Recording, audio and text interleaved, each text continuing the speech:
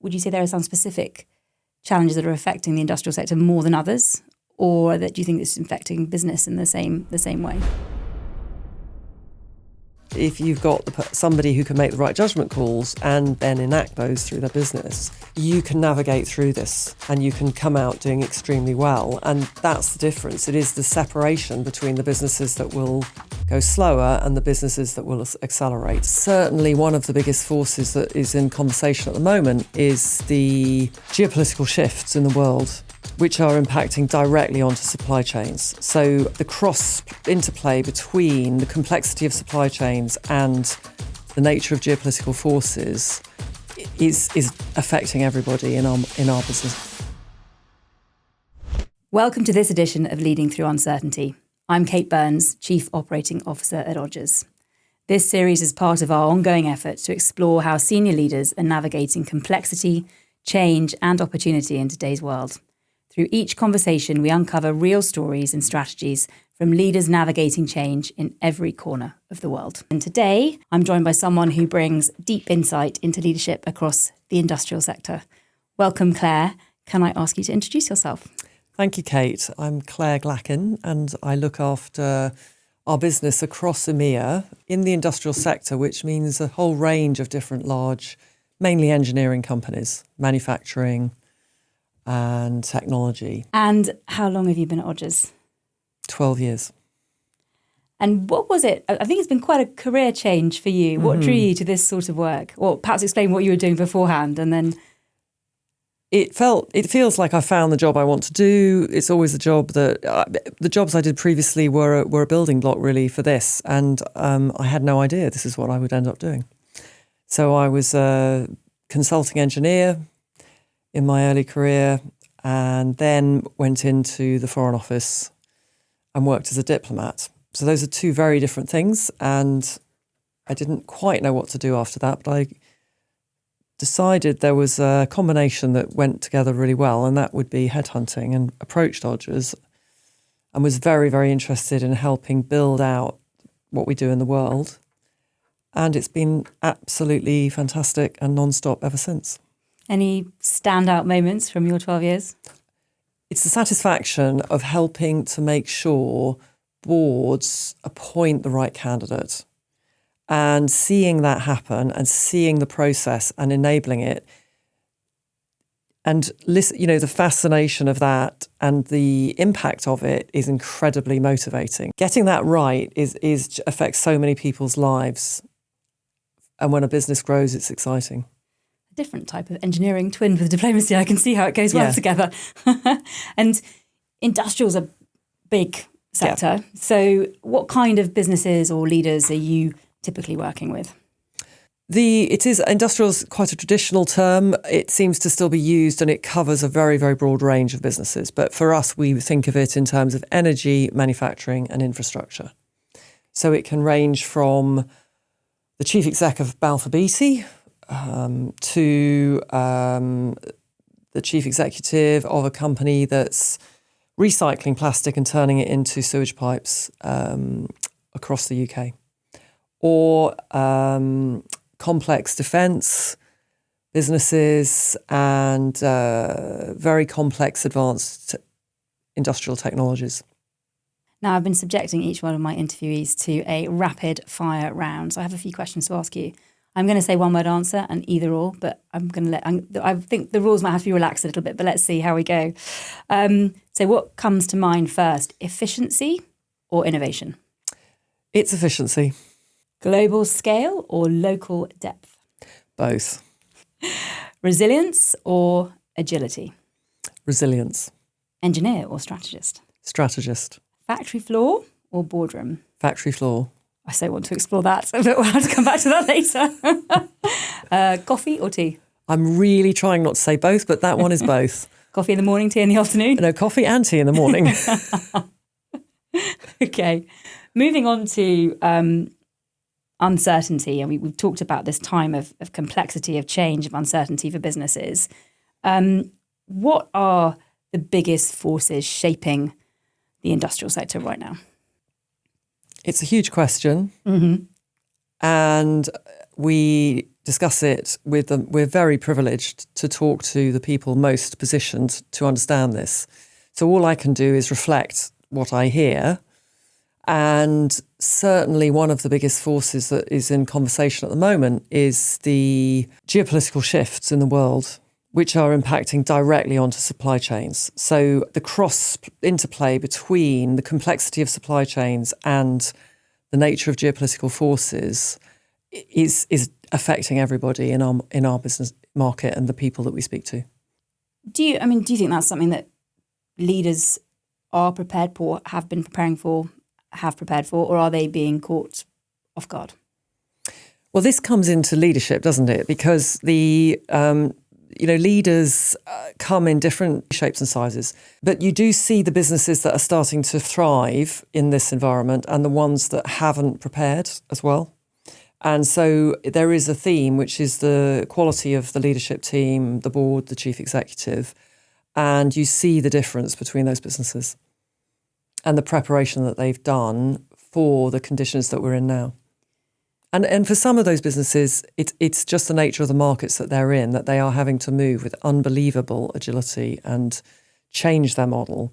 And the clear difference is that the globalized international model of an integrated global business of the past won't apply in the future. Are the challenges, are they unique in the industrial sector? I mean, we've talked about supply chain, but are they, would you say there are some specific challenges that are affecting the industrial sector more than others, or that do you think it's affecting business in the same way? Again, it's such a broad church, industrial, but it is all about, in the end, it's the supply chain to the world, industrial. So it covers everything excluding the investor side, and life sciences is seen separately, and it's everything that's not consumer facing. So it's all of the companies that sit behind that are affected because it's all business to business selling generally. But this goes right back to the commodities and up those supply chains. And in each area, you see the same pattern and the same pressures. Talking about patterns, are there any particular trends that are catching your attention right now?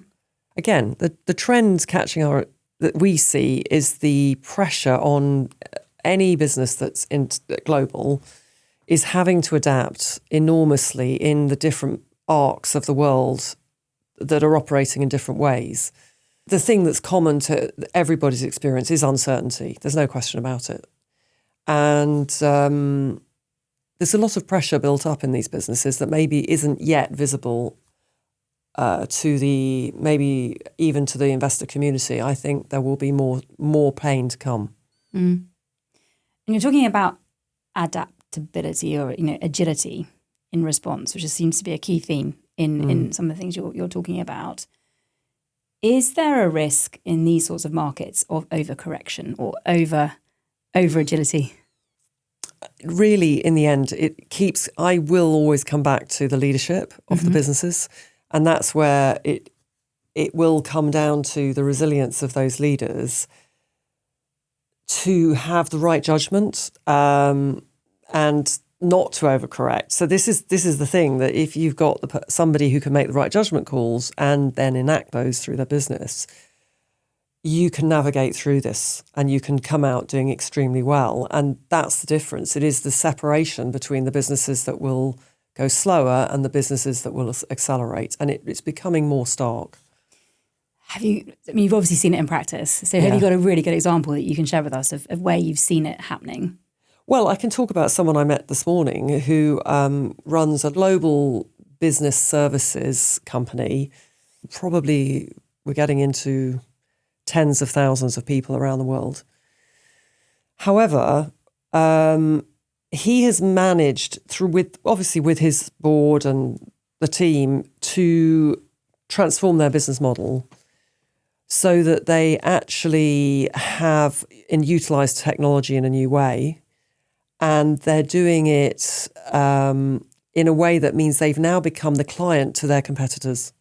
So their competitors who didn't make this strategic move are left now supplying this company. And this company can now have higher margins and fewer employees, and its life is simpler. So this is, and when I asked that leader, how did you manage to make that acquisition and make that happen? He said, well, we saw the company that we needed to acquire and we kept it very secret and we managed to pull off the deal. And then we worked really, really hard to make sure we've got the people in place to lead the change and the integration. When you look at getting the right people in the right place, have you seen particularly effective structures of teams, or when you're looking across these businesses, what strikes you as where the success? I mean, obviously the characteristics of the leader as well, but also the structure of the teams. So again, different businesses have different models which range from fully integrated to highly decentralized, and it will always be on that range. And there are different leaders for the different models, and you do need to understand the history of the company, where it really operates, where it really creates value, and you need to understand the future strategy of the business if you're actually going to find a CEO, because you need to make sure that CEO is able to operate in that model. And if you mismatch, that's when things can go wrong. And when you're looking at sort of recruiting into a business, I know it's a broad church, but a business like this, and particularly at a time like this, are you looking for young, fresh talent, or are you looking for experience? That felt like a leading question. So one of the things I was thinking about before we spoke was this question of experience, and it is about the difference between experience and aptitude, which is the heart of what we do when we're looking at particularly CEO recruitment, is defining what is the experience you need and what's the natural aptitude that the individuals need to have, and that they are very different, those two things. And we keep it balanced. But I do think what I've observed is at the moment, because the world has changed dramatically, geopolitically, and geopolitics is coming into business in a way it never has in the past. Younger, less experienced CEOs who will tend to have an optimism bias are having some hard lessons. And the ones that have had those lessons, one could argue, may not have maybe been as optimistic, and therefore wouldn't have necessarily got themselves to the position that they're in, where they're having to explain why their business isn't quite performing as well as they thought it would. But I actually still think that the right leaders in those situations, even if they need to be optimistic, frankly, and they will learn, and the good ones are navigating their way through that situation, because this is not a problem of their making. Is there a difference between optimism and sort of, I suppose, bravery? I think if you've been through the pain before, often you stop and don't deliberately choose not to go through the pain again. Whereas people who haven't done it before think, oh, I'll give this a go. It hurts afterwards, but you got through it. This is the question of, it's the experience question versus aptitude question. It's the same thing, okay. Because the experience question is, if you've done it before, you'll be fine, but you'll only be fine doing the same thing again. You might not necessarily be able to do something different. Whereas the aptitude will tell you whether someone can do something different.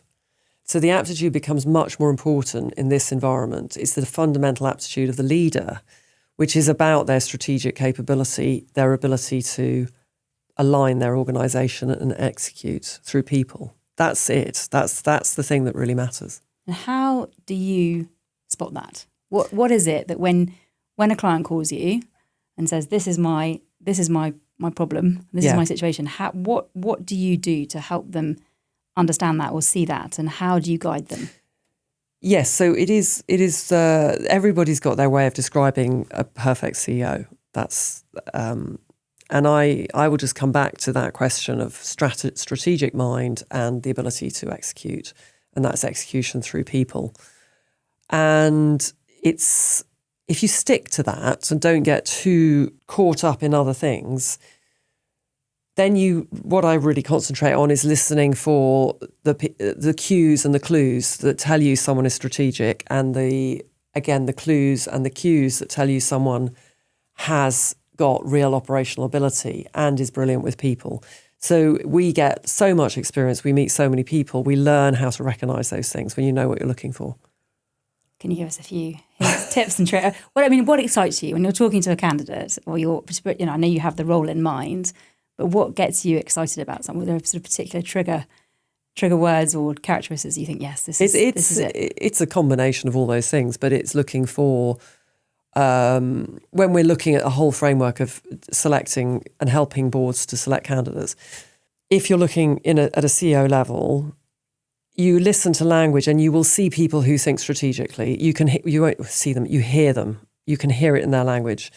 And it's the way that they're thinking, and it's the ability to put together abstract ideas and data points to draw conclusions. It's somebody who is willing to sit with a blank piece of paper and work things out from first principles, to think their way through a problem, to take in information from many, many different sources to draw conclusions. And they will talk about that in all sorts of ways. So you start to realise you're talking to someone who is strategic. But that's not enough in itself. That's just the requirement. Many, many brilliant CEOs or divisional directors are brilliant operators. And that's the first thing that one looks for, is the operational capability. And then you're looking for the extra strategic capability for a CEO. Mm-hmm. In the operational capability, there's many stories, and they can tell you listen to what they've achieved and how they've achieved it, and you hear how they get things done, and when it's authentic, you know it. And then you can check it later as well, and you have market information to check that. And what happens if the board or your client that you're advising has a different view to you? The board won't have a very strong view probably initially. Our job is to make sure that they are given the right information. They're given a range of candidates, given choice, but they're also given enough information to start to be able to draw conclusions. So we've got to get the right people in the room, and that's our sift, but then it's down to the board. And in this time particularly of uncertainty, what do you think where do you bring the most value to the board? I mean, is it spotting the talent? Is it the advice you give the board? Is it doing the listening you were talking about? It's all those things put together. Mm-hmm. So it's the understanding the business. So understanding your client at a really deep level is first and most important. And that really means, when I said shop floor, it's because you need to understand what happens on their shop floor, and going to their factories, going to their sites. And sometimes we work with businesses that we can't visit, and that's much harder. And it's really important to talk to people who work in the business and listen and understand what really happens in the business. Then you start to understand where the value creation is, and then you can understand their business model. And from that, you work back to a search strategy, which tells you where are other businesses with similar business models, and then you go and look for those businesses, find them, develop a search strategy, and then look at the people that are running those businesses. Now, we may well know them, but it's working from that first principles is so important, of understanding your client's business and then knowing your environment and knowing where to go to find the sort of leaders that can thrive in that type of business and with the challenges that it faces. I'm really intrigued now to know what shop floors you've seen. I'd like to know what factory floors you've seen. Where have you been? Amazing businesses. Inspirational, yes, a whole range. And it's just, I think all of us that work in this sector are really passionate about this.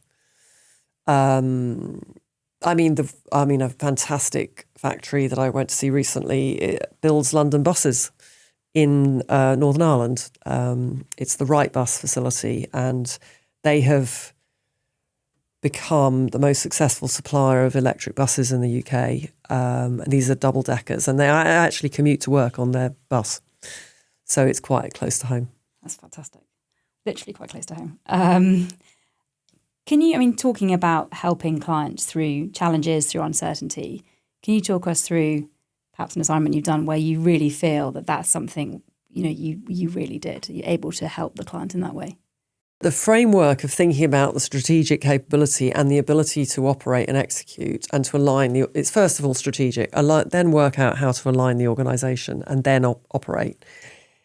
If you can do those three things, you will deal with uncertainty. So it is a really, really reliable recipe. And the thing with someone who's strategic is they see the environment the business is operating in. So they're not sitting there just looking at their business. They absolutely see and can feel and understand the market that they're operating in, their customers. They know the pressure that the customers are under. And then they can understand that environment. So they don't operate in a vacuum. And if you can do that and see all the different uncertainties, then you start to be able to align your business. If you can't do that, you can't really align your business. And that's the massive difference that I'm talking about, if you can get that combination. And our head of leadership assessment has always quoted this figure to me, which is quite terrifying, which is that only 8% of executive leaders are truly strategic and operational. Most people will have a strong bias one way or the other. And they do very well. Everyone does very well in their careers and it's fine. But to be a CEO, you need to actually bring those two things together and be that unusual person who can go from the boardroom to the shop floor, back to the boardroom and everything in between. And she actually assesses that in her. Yes, she absolutely assesses that. Yeah. It's not one tool. It's a suite of every tool there is. And then again, putting that all together with experience and judgment. I still want to know where I sit in that, whether I sit in that 8% or not, but we'll have to find out. Crisis.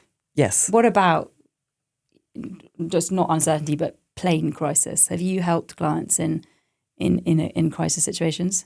Well, what I would say in a crisis situation is that I really would turn to our interim practice. So we have this fantastic business that's part of our group, and they have the ability to find people within a couple of weeks. Mm-hmm. And that's CEOs and CFOs and for everything in between.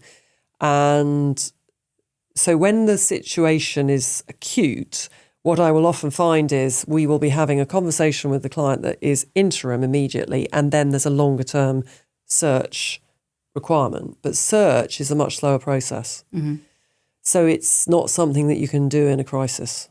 And we have a solution for that, which is a completely bespoke. It's different people following their careers in interim, but there's also the ability to build on our network and deep dive into our network and act at extreme pace, which I can guarantee one of us will have an interesting conversation with a client, depending on whether they are in a more of a strategic conversation or whether they're in an acute crisis conversation. I'm just remembering a conversation you and I were having a few days ago, and we were talking about crisis situations, and we were talking about the sort of the trends you're seeing while talking to some of the leaders in the businesses you work with about back to basics as part of a sort of strategy during uncertainty. You know, we were talking about sticking to your knitting and whether it was, you know, whether that was important or not. And I suppose it comes a little bit back to, you know, bravery versus just doing what's needed for the market. I mean, do you want to elaborate a bit on that? It's this question of language is so important. And again, a good CEO will be very careful with their language and probably avoid the word change or transformation, which can be extremely upsetting to people in a business. Whereas if you think of it as this business needs to align to the strategic situation, it becomes very natural to manage through that change. And that's the difference that sets the right CEOs apart from those that will do what they've always done and always known.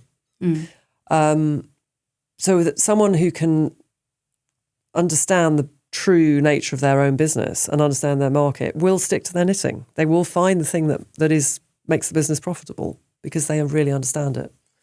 So they're the people that will be able to navigate. And it comes back to the same magic combination of a ability to operate at all levels and think both strategically and operationally. And I'm going to put you on the spot. I'm really annoying you now because I'm repeating myself. I'm going to put you on the spot here, though. You're a leader yourself. You know, not only are you working for leaders, you are a leader. Yeah. How do you think about uncertainty and your teams and your business? Well, it's back to people. It's back to having the right team. It is back to where's the market, what's happening in our clients, where do we need to be operating, what's happening out there, and then making sure we've got the right people in the right places, properly enabled, supported to be successful. And if we do that, it works. And is there something about times of uncertainty which we, you know, as a business do differently to support our clients, or is it just the same? I think it really does start to, as one client has said to me, when the going gets tough, the tough get going. And we were discussing a particular CEO who, you know, his share price hasn't moved very much, But he has actually managed his aerospace business through COVID, where the market drastically changed, through all the changes with the Boeing 737, huge impacts. And one of the things that was really extraordinary about him is just how he led his people through that and was incredibly resilient and has kept that focus, sticking to the knitting to bring the business through that. And actually now is the time for it to thrive, and done strategic changes and divestments to make sure they're positioned for really high value work now as that market is growing really well. And have you been providing team members or working with that client to provide? Actually not in that case, but we've been working with that CEO to enable him to become a non-executive. And do you think we are going to continue to be, I mean, we talked about sort of permanent uncertainty. Do you think that's it? I mean, are we in a world where that's not going to change? I'm not sure that we're in a cycle that's going to come back up. I think we're in a new normal, and nothing's more certain than uncertainty. So, I'd love to be wrong, but actually, if we prepare for this as the new normal, we'll be far stronger. And if that's the case, what blind spots do you think boards could have? Well, the crisis, I'll come back to your question on crisis, because I've been thinking about that. And certainly, I do think in our world, of the B2B world, sometimes leaders get to senior positions and haven't really been exposed to that certainly not a public crisis. And that might be quite different in the consumer world, where brands are much more visible to the consumer. But there's a lot going on in the supply chain that is less visible, and the brands are less well known, so they don't get as much publicity. And so I think there's something about those individuals can really benefit from training and develop. Again, if they've got the right skill set and they're a good leader, they can learn this. They can be trained and they can really be helped in crisis management and planning for those situations. Well, we were talking as well about the fact that there are some leaders now who won't have seen a financial crash before, or just not sort of had some of that experience that perhaps more seasoned leaders will have done.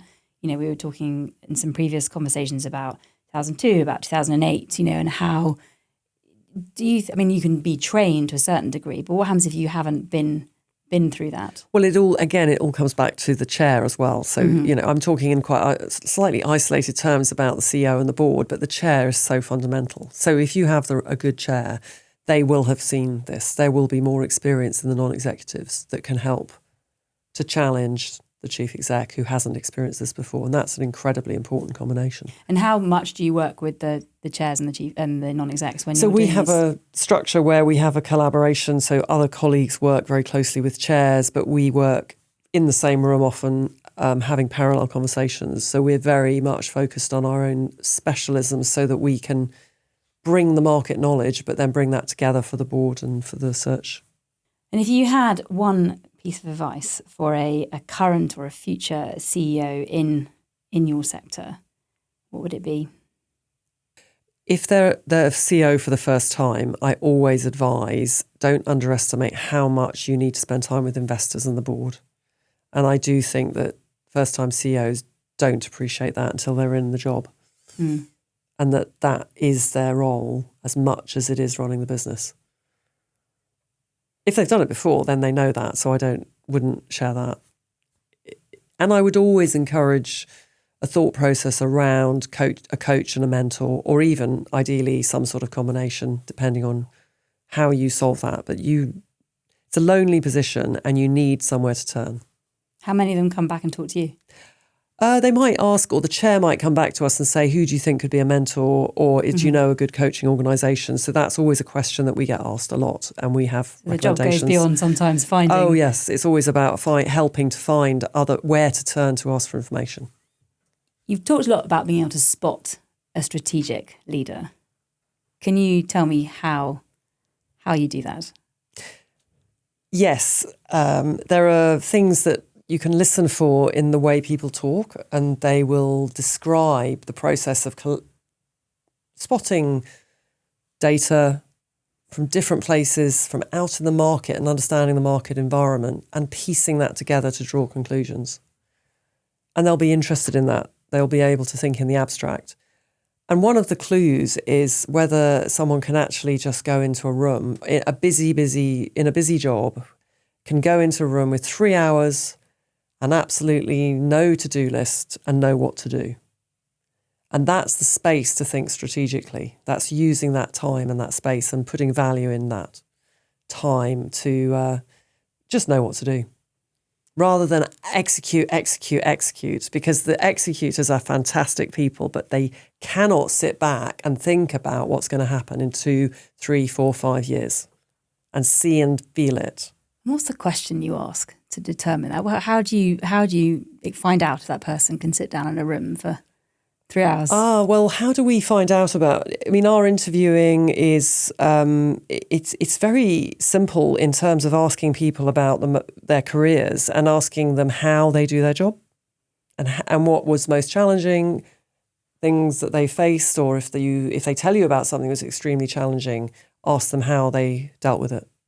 And the how is always the key that opens. And we've talked a little bit about sort of differently structured teams and businesses, and you also need to find a CEO that works for that structure. How do you look at structures and fitting the right people in? Yeah, I mean, that's all part of understanding the business model, understanding the company that you're working with at a really deep level. So understanding what they really do and where they add value, and then how they actually run themselves and where decision making happens. So if you don't get that right, if you don't understand it, it's very risky to put a leader in from a different model who hasn't ever witnessed the model that you've. So, for example, you could bring someone from a highly integrated global business. It's very functionalized. Sales act as sales. Every operations separate from sales, and everything goes back to the center, and decision making's at the center. And you can find another business which has an entirely autonomous model. That's a properly decentralized model where all of the autonomy for decision making is with general managers who are running maybe a 40 million business within a FTSE 100. And I have heard a chair and chief exec of a FTSE 100 say that the general managers make the decisions and they can choose how to run their business, and they will not be told by the centre how to run their business. And they will be rewarded for delivering the performance. And those general managers are quite extraordinary people. And they would rail inside a matrixed organisation. And someone from a matrixed organisation will naturally go into a decentralised organisation and say, we must make synergies. But those synergies would kill the actual organisation and the success of having all that marketing and all of that business development and all of that customer intimacy out in the businesses. So it's really important. The ideal candidates have seen everything, but that's quite unusual. And so the main thing is to understand what type of model is the client, and then make sure the search strategy is biased towards the type of leaders for that organisation. And sometimes the board is looking for a change, but normally the boards are very committed. There's quite a few boards in the industrial sector in the UK who are really committed to the decentralised model. It's quite a European. It's less common. It is. You do find them in America as well. Some businesses are highly decentralised in the States, but there are certainly in the UK some brilliantly run decentralised businesses. And I think probably we don't champion it enough, the success of those businesses, and recognise. I've had a brief where the job description for the COO was must be able to sit on their hands. And we actually wrote that in. And this is for another FTSE 100 PLC. We put that in the job description. And that ability to let the business almost be non-executive in style, even though you're in an executive role, that seems to be quite a trait within our industrial markets in the businesses listed in the UK. So empowerment rather than telling. people what to do. Leaving those people who are nearest to the market to do what they do best, but also finding ways to bring in excellence and best practice sharing in centres of excellence in some way, so that people do feel like they belong to something bigger. So that it's wonderful to have these autonomous leaders, but they also need to feel committed to the whole organisation and to be custodians of the whole organisation. So there need to be meetings that they go to where they park being the MP for their business and actually be the custodian for the whole business. And that needs to be quite clearly understood. And again, you'll hear a CEO that can explain that and articulate it. So we've talked a lot about the strategic and the operational side of the candidates you're looking for. What framework do you use to assess, as well as looking at those things? What else are you thinking about or looking at? Well, those actually sit in a really neat framework that we use, which is simply to understand, and we can assess and we can do this in different ways, but understand, can this individual think strategically? Can they think and align their organisation? And then can they get the organisation to execute? So that's the really simple model. But then the second part of that is so important in a CEO, and you absolutely have to have, is the ability to lead a team. It's to be a people person and lead a team and know how to do that really well. And then there's also talent development, which is a different thing to leadership of a team, because talent development is about thinking about the capability of the organisation. So that's the talent that's not in your team. It's about the capability and the building of talent across the organisation. And then finally, the ability to operate and influence in a very complex stakeholder environment. So the people bucket, the way I think of it, is the team, the talent, and the influencing. So they're different, each of them.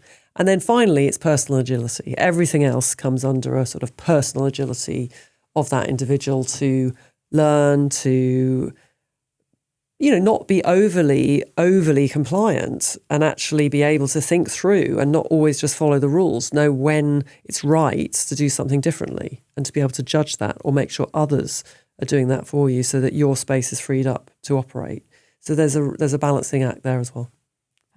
Thank you. Thank you, Claire, for your time today. It's been absolutely fantastic to talk to you. Pleasure.